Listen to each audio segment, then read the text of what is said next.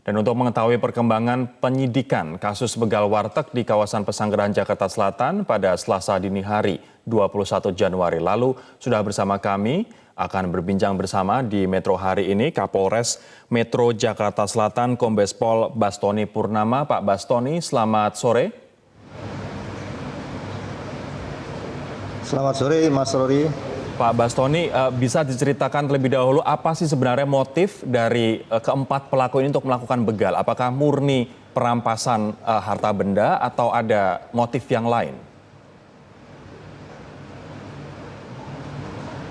Ya, berdasarkan keterangan dari empat pelaku ini setelah kita lakukan pemeriksaan, jadi motif mereka yang pertama masalah ekonomi.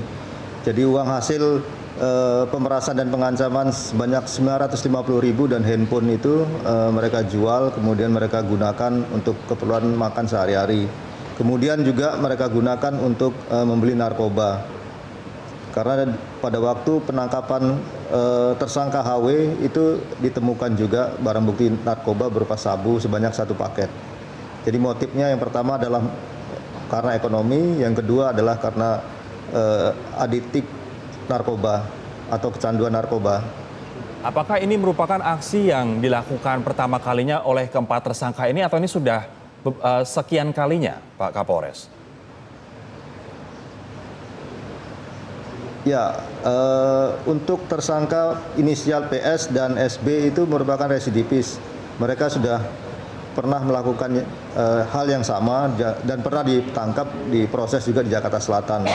Kemudian untuk tersangka HW dan AF itu baru pertama kali.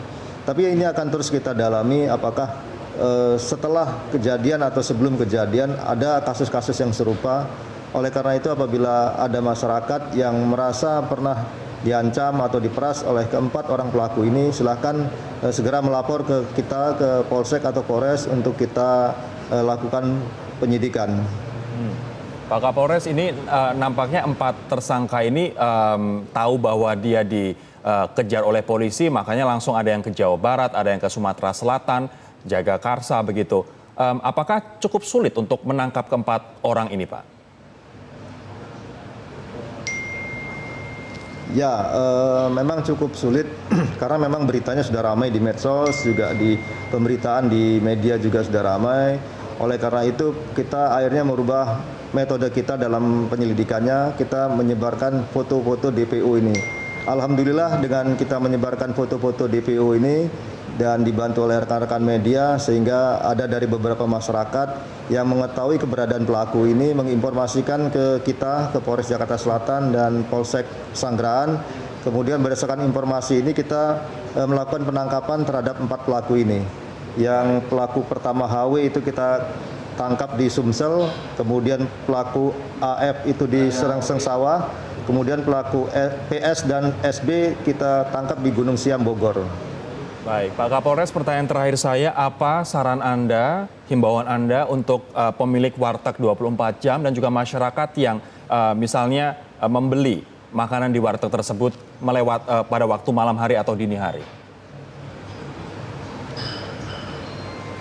Ya memang kalau kita lihat dari anatomi kriminalnya itu jam-jam rawan itu di atas jam 11 sampai dengan jam 4. Oleh karena itu untuk toko-toko yang buka 24 jam disarankan untuk mempekerjakan tenaga pengamanan atau bekerja sama dengan RT RW setempat atau dengan Polsek atau Babin Kamtibmas atau Koramil, juga menambah pengamanan dengan CCTV dan bekerja sama juga dengan tetangga sekitarnya apabila ada kejadian cepat menginformasikan.